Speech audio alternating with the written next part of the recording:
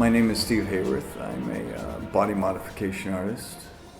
Flesh is my medium, and it's something I've been doing for almost 20 years now. Awesome. So what got you into body modification? Well, my background is medical device design and implant design. And back in the day, I used to produce medical instrumentation and implants. And then in 1990, I started producing body jewelry.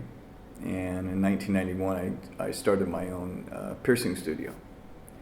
And there was stuff that I had learned in the late 80s in the world of plastic surgery, where I would be called in to help a doctor create a new instrument that would create less trauma for a certain kind of facial plastic surgery.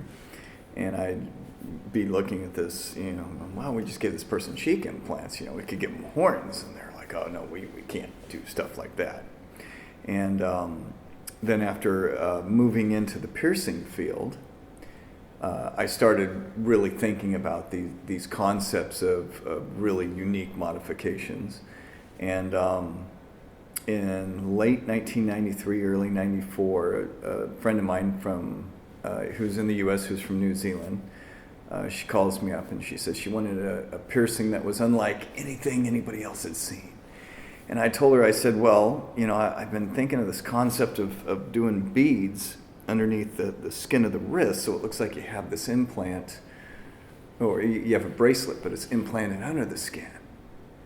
And she was literally like, fuck yeah, mate, I'll be right there. And I was like, no, wait, I've got to make the tools to be able to do the processing. I have to give me a week or two. And so I thought about the concept of how it would work and how to make it work with the least amount of trauma to the tissue.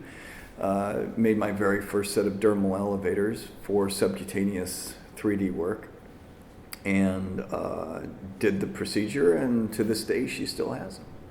Awesome. So I didn't know this, but were you the first person who came up with the idea of putting sort of 3D objects underneath the skin to protrude and make it look like there were bumps or horns? That's what they tell me. Yeah, that's amazing, man. I did not know that. So there we go.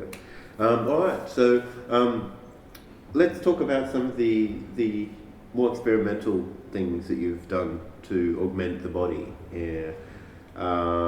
What has been the most exciting project so far?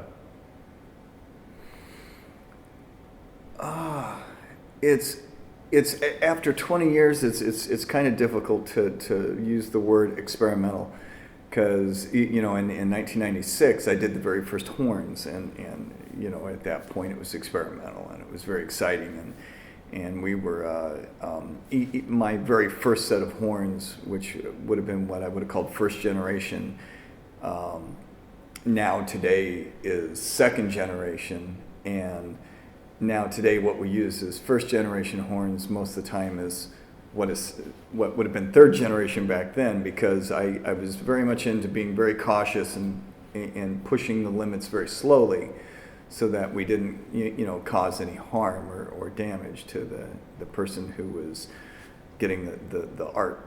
So back then, experimental was how big can we make these horns and what steps can we do this in. Obviously, if you were to put a very large horn under the skin right away, you would have too much tension on the skin. Blood and plasma could not get to the tip. The tissue would die, and you would end up with necrotic tissue and a rejecting implant. So these things are done in stages, and in horns we call them generations. So the largest generation that we've come up with so far is 10th generation, which is literally an inch and a half off the head, but it's 10 steps to get to there. Experimentation, a great deal of what people see now and think is unique and special was experimentation 10 years ago. Splitting the tongue, pointing the ears, ribs going, a biomechanical spine on the arm, that kind of stuff. 10 years ago was experimentation. Now is becoming popular. So people are becoming now aware of these unique things that we did a long time ago. one of the reasons why I'm at this particular convention is because of the magnetic implants, which was developed by Jesse Jarrell and myself. And the original concept of creating these implants was for attachments of devices onto the human body. And in the process of creating our first attachment, we realized through a friend who had a piece of steel that was lodged in his pinky for like a year and a half that he could acknowledge magnetic fields because the piece of steel would pull and he could feel it. And we're like, oh, let's encapsulate tiny magnets and try that out. So in the middle of all this testing for attaching to the body, items to the body, we did the tiny magnets in the finger, and then discovered a whole realm of possibilities and realities around the magnetic implants in the fingertips that we didn't know existed. So it was, and that was experimental, in 2004, which now today seems to be a new thing, but has actually been around for quite a while.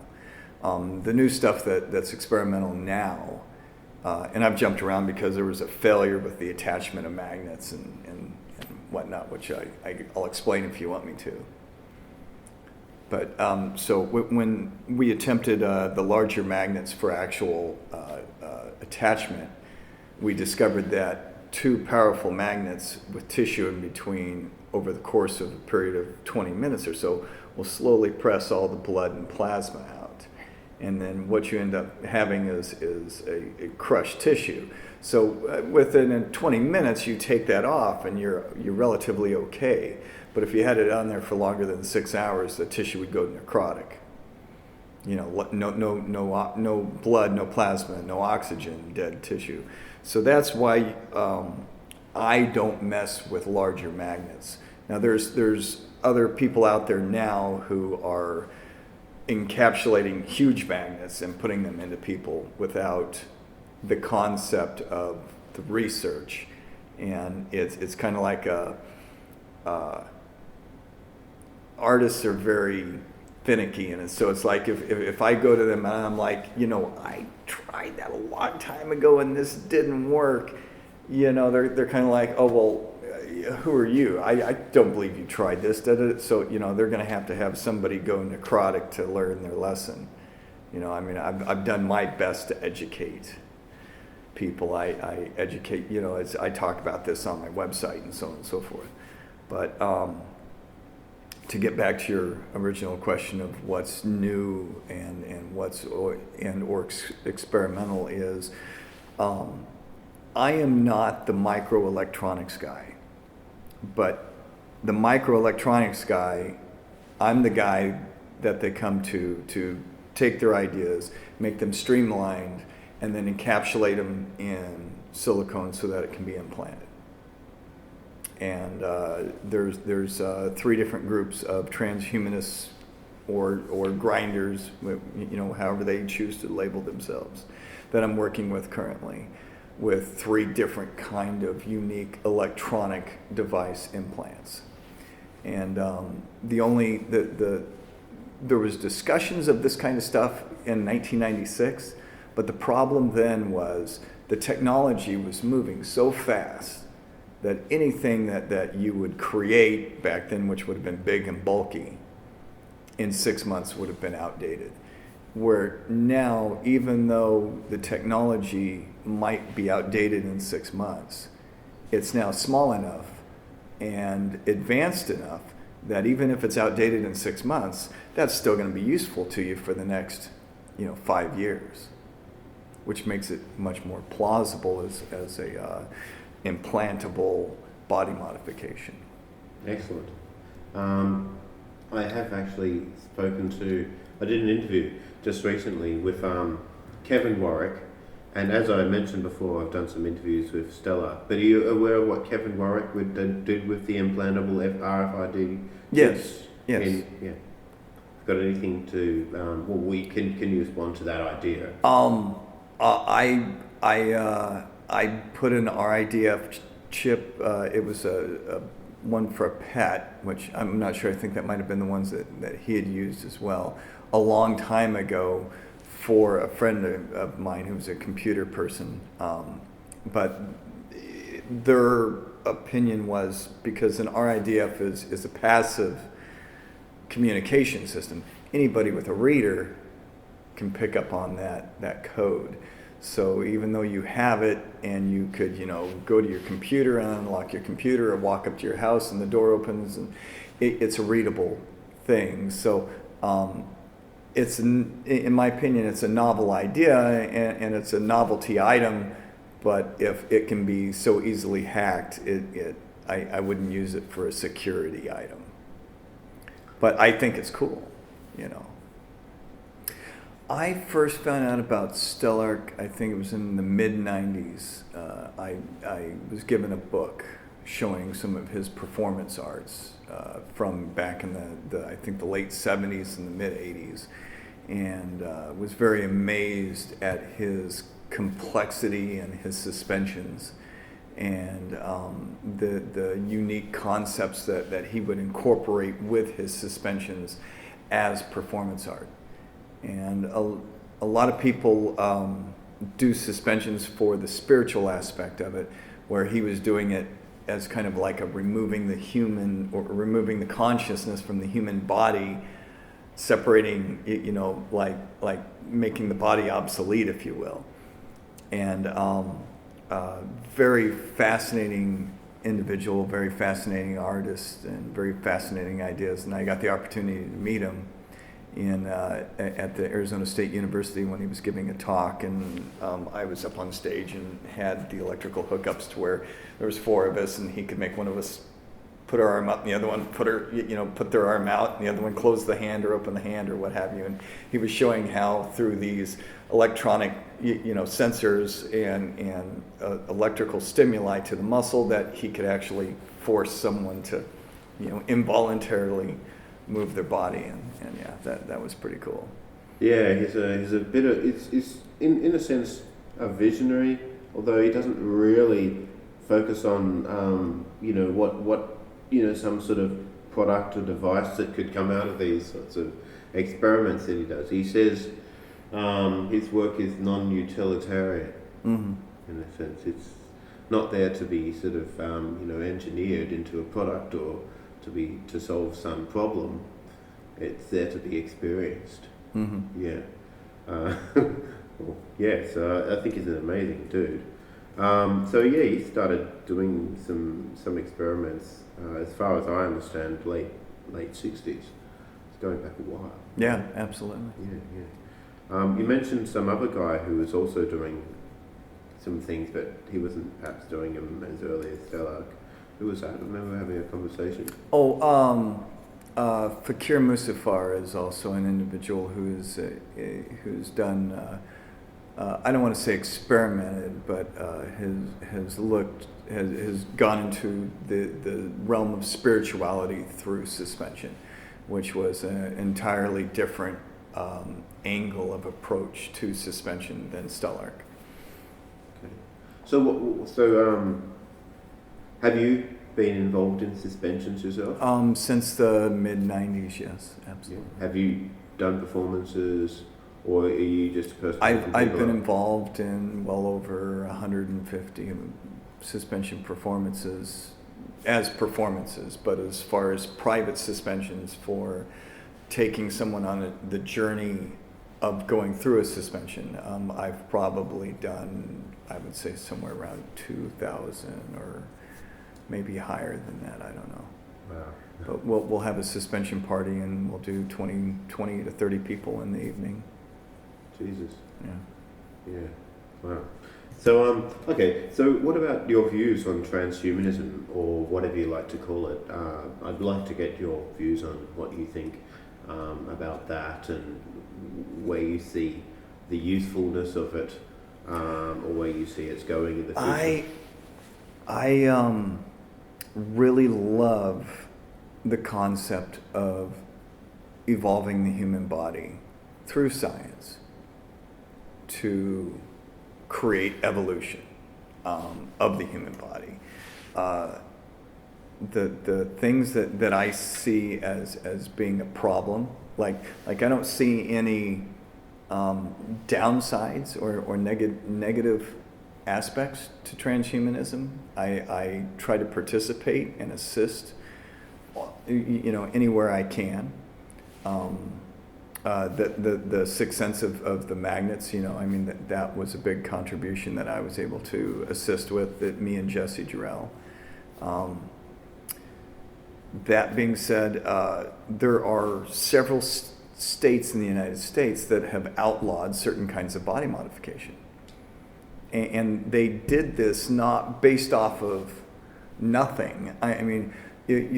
Now I know statistics generally are not accurate, but I watched a program somewhere where they were, or maybe it was when I was going through my bloodborne pathogen. I do a bloodborne pathogen and disease control course about once a year, and it might have been one of those, but I think it is approximately 90,000 Americans die in hospitals from infections that they caught while being in the hospital each year. But yet in body modification around the globe, there's not a single person who has died from body modification. There's been people who, because of faulty rigging or whatever, got hurt while being suspended or something like that. But in body modification, nobody has been seriously hurt. Nobody's died. So the fact that they do this knee-jerk reaction of what? People are doing what? Oh, we need to outlaw that. Body modification is freedom of self-expression. It's it's been a long day, and I've been doing a lot of talking, so I apologize. It's freedom of expression, freedom of speech, and in some cases, freedom of spirituality. So there's 4 states in the United States that have outlawed body modification. And because nobody has been there as a cohesive voice to say, you're stepping on my First Amendment rights, these things have passed. And I'm just worried that the transhumanist movement, if there's not a cohesive body in that, to where when one of these idiots who thinks that, doing something to modify your body to make it more efficient or more advanced or what have you, thinks that that's dangerous and wants to outlaw it, versus it's absolutely okay for kids to go around on skateboards and break their limbs and crack their skulls and football where they're getting concussions left and right. If they really want to worry about public health, body modification and transhumanism is not where you start. It's like, if you really want to worry about public health, start teaching hospital institutions what cross-contamination is and how to prevent it. And there's lovely technology. Awesome. So that probably means you've got your next slide. Un momento, señorita. Where do you see transhumanism going in the next, 20 years? Well, again, there's this aspect of transhumanism and body modification. There's a reason why I've been able to do what I do for the last 20 years, and that's because the American Medical Association says that modifying the body away from what society considers normal or pleasing, because to society, boobs out to here can be pleasing. Modifying society away from, modifying society away from what is normal or pleasing is unethical. So for a doctor to do what I do, he'd lose his license. So I don't modify the body towards what society considers normal or pleasing. And that's kind of like my protection there. I've had people who've stretched their ears out very large, and then they decide, well, I want to, close it back up and make it look normal. And they come to me and they say, can you remove my earlobes and make my ears look normal again? At which point I clarify to them, no, that is plastic surgery. That's making you look normal. You need to go see a plastic surgeon. That shocks, people in the body modification field, but I'm like, yeah, no, that's making you look normal. That's not my bag. That's not what I do. And so in the realm of transhumanism, if there are artists and scientists who are willing to work together and create items that obviously modify the body away from what society considers normal, and are able to do it in a way that does not cross-contaminate, sterilization is sterilization. I mean, anybody can lace a sterile pack of whatever on the table and go, that's sterile. And then we're all like, oh, that's sterile, it must be safe, and then they open it up and they got their gloves on and they scratch behind their ear, they come over here and they touch this, and then they grab that tool's no longer sterile, that's now contaminated. So elimination of cross-contamination is so crucially important, and it's one of the things that's most overlooked in the medical field. So in the field of body modification and transhumanism, anything that we do, as long as it's done correctly and safely, I personally don't see necessarily limits. Now there gets to a point where they're getting into muscle modification, which is going to require levels of skill that are way beyond my abilities. And when you get into that kind of levels, then you're going to require somebody who actually has a medical license. And for them to modify the body away from what society considers normal, they lose their license. So then it becomes, have they pushed the envelope to the point that it's no longer within their ability to do, and they now require a medical professional, and a medical professional can't do it because they would lose their license. So it's where's that ceiling, where's that limit? Does that limit get to the point where a doctor and a group of transhumanists get on a boat and go past the 200-mile limit out in the open ocean, and then perform their modifications and then come back, or does it get to the point where medical professionals decide to give up their license to actually go into the field of transhumanism, to where they don't have to worry about losing their license? It's Have you ever heard of the term morphological freedom? Morphological freedom. That's a new one. I like the way that sounds. Max Moore's, you've heard of Max Moore, he came up with a lot of principles for XP. I think he might have come up with that. I like it too. Mm-hmm. It sort of encapsulates in a sort of nice sort of sounding way the idea that people should have control of their own bodies.